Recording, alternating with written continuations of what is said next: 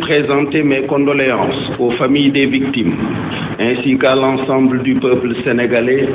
et convoiter d'Allah qu'il les accueille dans son paradis le plus élevé. J'exprime toute ma solidarité et toute ma compassion à l'endroit des compatriotes et autres qui ont subi des dommages dans leurs biens et dans leur personne et exhorte l'État à les secourir au mieux. J'exprime toute ma fierté, toute ma reconnaissance, toutes mes félicitations à nos forces de sécurité et de défense, les meilleures au monde, pour leur professionnalisme, leur courage, leur sens de la mesure et de la responsabilité qui ont permis de contenir des assauts d'une violence inouïe avec une admirable maîtrise. Conformément à la recommandation prophétique faite à tout musulman d'être solidaire de son frère qui subit une épreuve, qu'il ait raison ou tort, je voudrais exprimer ma solidarité à mon jeune frère Ousmane Sonko, frappé par une terrible épreuve. S'il sait que les accusations portées à son endroit par la citoyenne Adji Sarr sont infondées et ne sont que le résultat d'un complot ourdi contre sa personne, je l'invite à faire ce que je fis en son temps, c'est-à-dire déclarer solennellement devant Dieu et devant les hommes que d'ici à l'extinction du soleil, aucune preuve ne viendra étayer les dites accusations. S'il ne le peut pas, je lui recommanderai alors de se repentir, de demander pardon à sa famille, à ses militants et au peuple sénégalais et d'accepter avec dignité les conséquences des actes posés.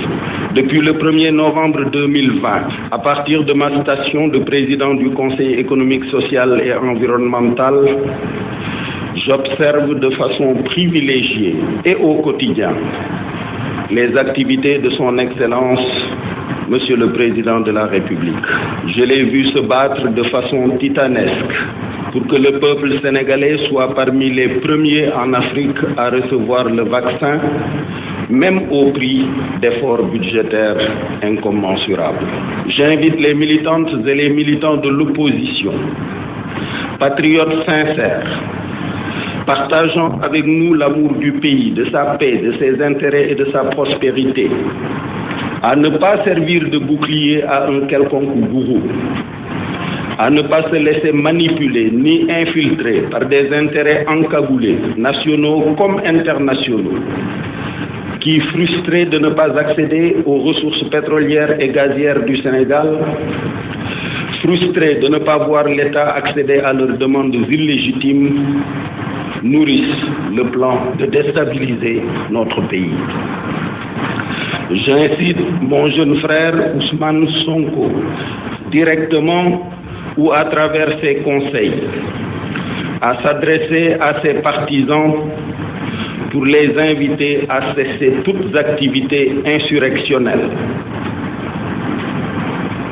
de pillage ou de déstabilisation du pays. S'il le fait, j'accéderai alors aux nombreuses demandes à moi adressées, dont celle de notre compatriote Alioune Tine, membre éminent de la société civile africaine, d'entreprendre une médiation politique pour le retour rapide au calme.